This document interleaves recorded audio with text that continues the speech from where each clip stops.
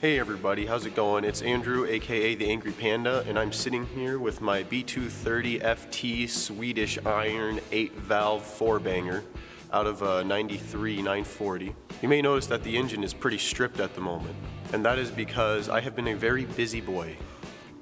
Today we are going to be hopefully getting this head off this thing so I can examine the pistons and the valves and see what condition they are in, because everything else, as far as I could tell, looks okay.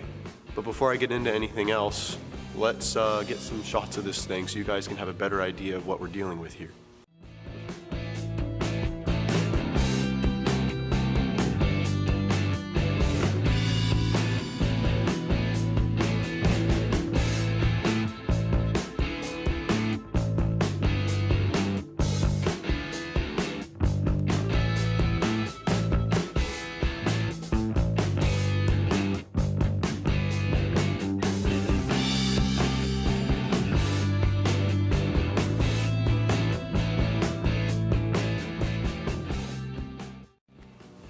So yeah, as you can see, I've been kind of busy with this thing. Everything that I've seen looks okay, nothing out of place, just normal wear and tear. Cam looks a little bit in rough shape, but I'm going to be replacing that at some point anyway, so it's not too big of a deal. Nothing looks clogged, everything looks good, no rust inside the water areas. So yeah, let's just get to getting the head off.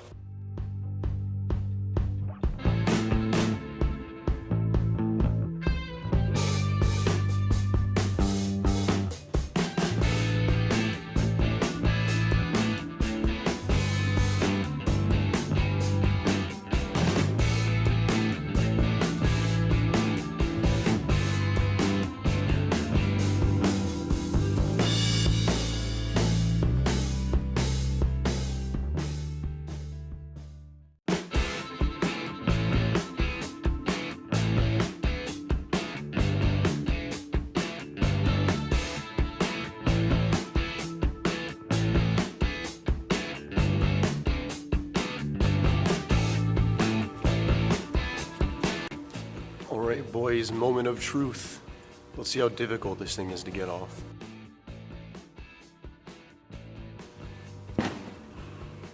Not too bad. Here, let's give you guys a closer look.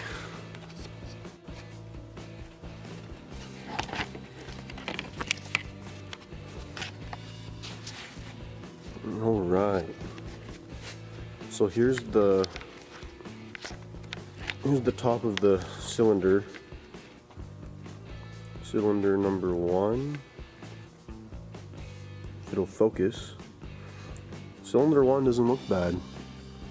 Just looks like a lot of carbon buildup. Might be cracked, but as far as I can tell, it looks fine.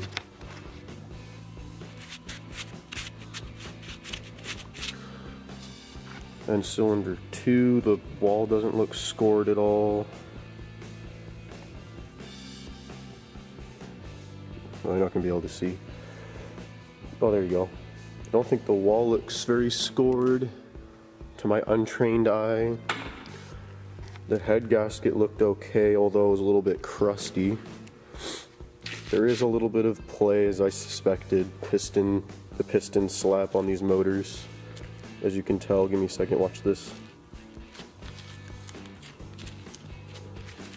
I don't know if you guys can tell, but it's moving. It moves about 1 millimeter or so. This thing will focus.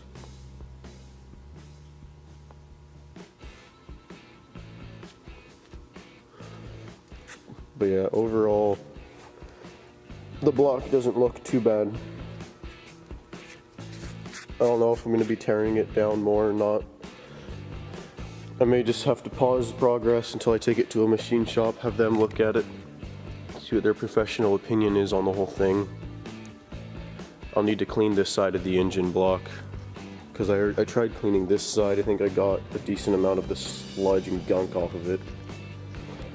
But here's the head. There's your valves. They all look relatively okay up until you get to like cylinder 4. Cylinder 4 looks like a lot of heavy carbon buildup. I don't know what's up with that. but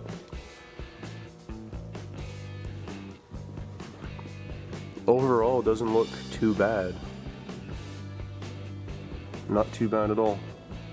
But yeah, I don't know if you guys wanted to look at all my pile of parts over here that I'm gonna be putting back together at some point. That jumble of wires is just partial wiring harnesses from the 940 that came with the motor, and the 940 that the 940 wiring harness that I obtained that I didn't need. And I've got an RB20, I believe, turbo that I think the turbines look pretty beat up. Let's see if I can. I don't know if you guys can tell, but the turbines look pretty chewed up. I don't know if I'll be using that or if I'll rebuild it or whatever. This is the turbo that came with the engine. I haven't looked at the inside of this one yet, but from what I could tell, it looked relatively solid. I'll have to crack it open one of these days. Oh, these things are heavy. Here's my manifold. It wasn't cracked or anything, so I'll probably definitely be reusing this. I don't know if I'll be able to clean it up or whatnot, but there's the dreaded flame trap for the PCV system, which I'll definitely be replacing because I managed to clean out some of the gunk that was built up in the holes, but I'd rather just go new with everything. Here I have my fuel rail and fuel pressure regulator. Unfortunately, all of my vacuum lines were pretty in rough shape. I don't think I'll be able to reuse those. Same with my coolant hoses and such, which is to be expected, but just another thing I gotta work on. Gold Easy K ECU, which I'll be putting in my car. And here's the main computer right here that goes along with it. It's from an automatic trans though, so I'll have to figure out how to bypass the neutral switch and stuff for my 240. So yeah, that's really all I really had planned for today. I guess the only other thing I could go over are goals for the build. Right now I'm just planning on going with stock.